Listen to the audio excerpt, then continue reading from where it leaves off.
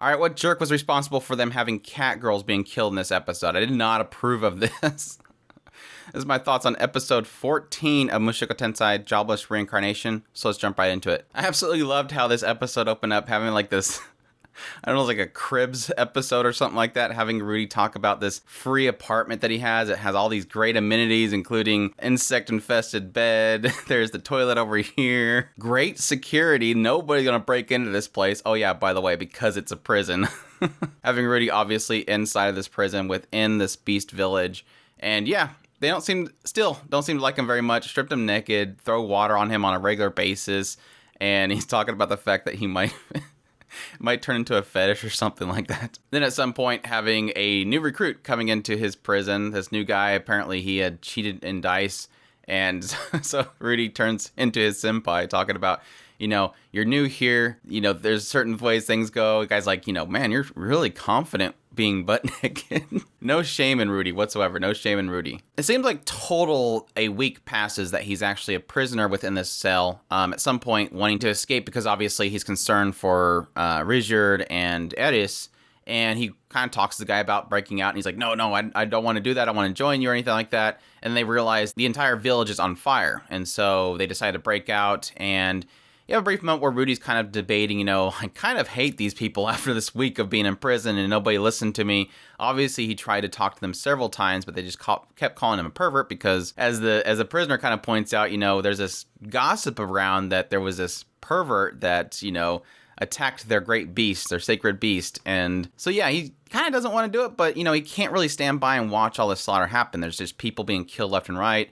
They're obviously capturing the children, so it kind of connects this with the smuggling ring that was happening where they were capturing children and selling them off. But yeah, Rudy finally decides, I can't stand by, so he uses rain to kind of douse all the fires. Apparently this is why the beast people were doing so terribly, is because they couldn't smell very well. So the moment that the rain comes down, one of the guy that actually captured him is like, thank you, I don't know who you are. Now they have my smell back, I can fight. But then he realizes it's Rudy. And he's like, we'll talk later. let's handle the situation.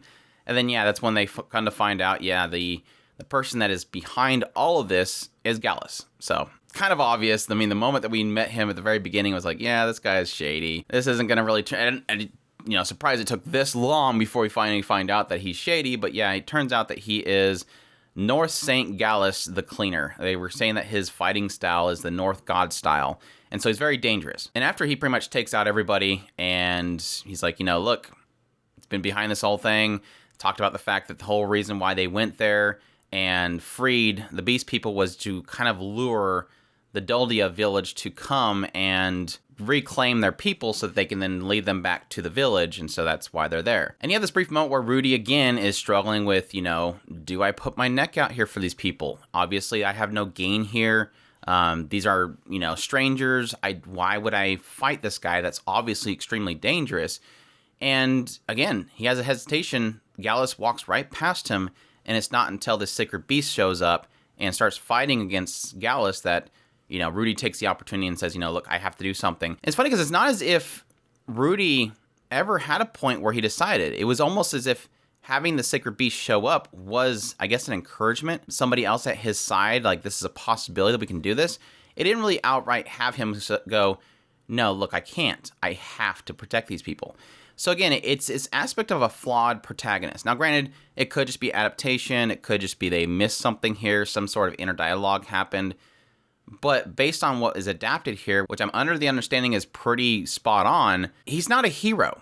Like, he is a flawed main character. He's not going to just go out there and say, because something bad, I have to fight.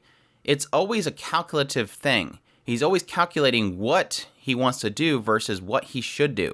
This guy's obviously extremely dangerous. And it's true that in the moment, he doesn't want to risk himself. He doesn't want to put himself in risk of death just for random people. But again, this sacred beast popping up, he kind of in the moment starts attacking, and that's when, he has this moment of realization, like, well, no turning back now. This guy's gonna kill me. And sure enough, that guy pretty much, Gallus goes straight for Rudy. It's kind of ignoring everybody else, going straight for him.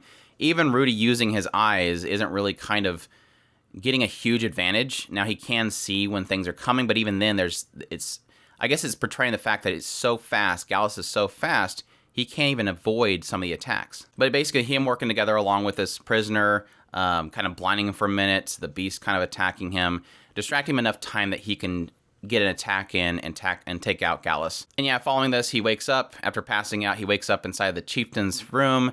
And that's, yeah, everything's finally cleared up. They know that he went out there to save the children. Rizard and Eris are there. They explain the whole situation. And now pretty much the lady that was dousing him with water all the time and the guy that captured him back at the smuggling place both are apologizing, and being that they're beast people, they go up on their back and say they'll accept any punishment. And I was like, shouldn't do that in front of Rudy. I'm very surprised Rudy didn't have any kind of comment to that, but I guess he was too busy dealing with the fact that everybody was in front of him that he couldn't really respond the way that he probably wanted to. But yeah, probably shouldn't do that in front of Rudy. But yeah, that's when we get an explanation of what all happened over the entire week span that, Rizard and Eris never showed up. Obviously, apparently, they were confronted by the people of the Duldia. They were about to get in a fight. He kind of mentioned the fact that, yeah, Rizard probably not good at explaining things. But following this, they actually went back and took out the rest of the smuggling ring. And on top of that, the Zant port apparently was going to frame them for it, but that didn't turn out. And they eventually got back to the village. This is sad, too, because Eris is all excited because they're talking about the fact that Eris stayed with the children and kind of protected them. And, Rudy's like, yeah, you got a great story to tell your grandfather, right? And she's like, yeah, I can't wait to get back and talk to him. Like, flag.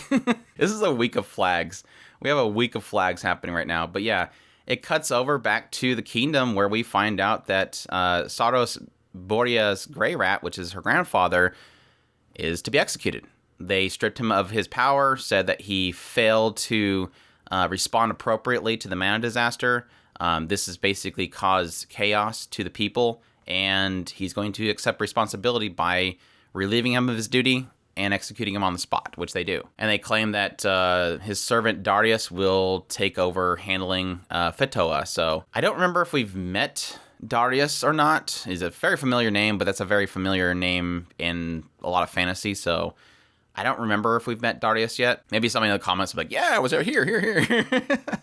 I'm used to that by this point, but yeah, that was a little bit unfortunate. I feel for Eris. She's not going to take that news very well. I don't know if the news is going to get to her in some way. Obviously, a change in power in the kingdom may eventually lead over to this continent. I don't know why, but again, change of powers is an important thing, so that would obviously be announced at certain boards and stuff.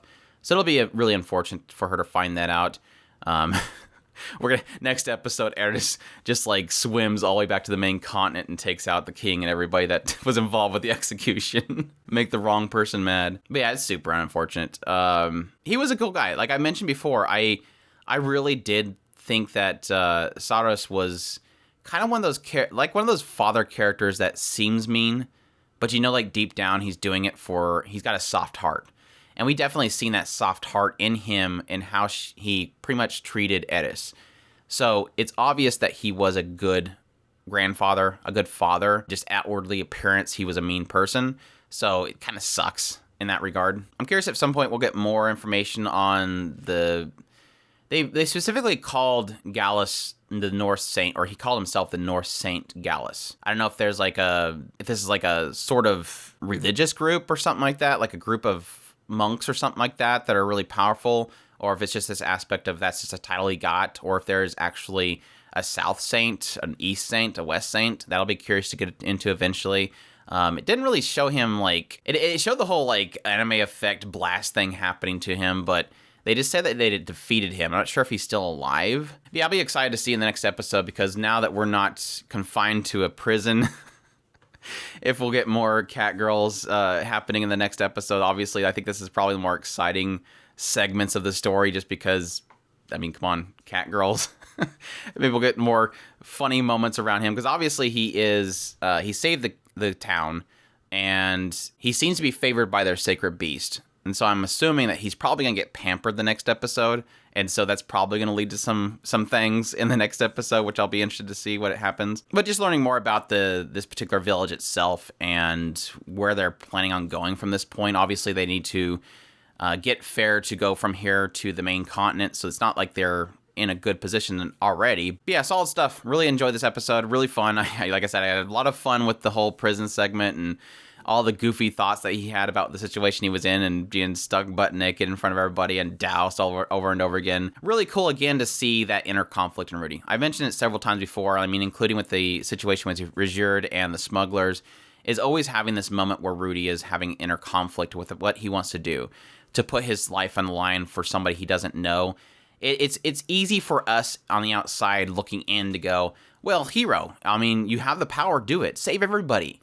But in the moment where he is at, with the fear of death there, like he can die, it makes it a lot more difficult for the character themselves to put themselves out there versus us looking in and going, well, you should save everybody because you're a hero. What are you doing? You're flawed. Why are you doing that? You're a terrible person for not doing that. It's easy for us to say that, harder to actually act it out. But yeah, that's my thoughts on episode 14 of Mushoku Tensei Jobless Reincarnation. Fantastic as always. Runs by way too fast. These episodes feel so short. But I hope you guys enjoyed my impressions. If you did, leave a like down below. Comment, let me know what's on the episode. Subscribe if you haven't already. Share this video if you can. Support us on Patreon if you can. We definitely appreciate everybody that does. And as always, in the description, there's a tip button where you can support us directly. And y'all take care.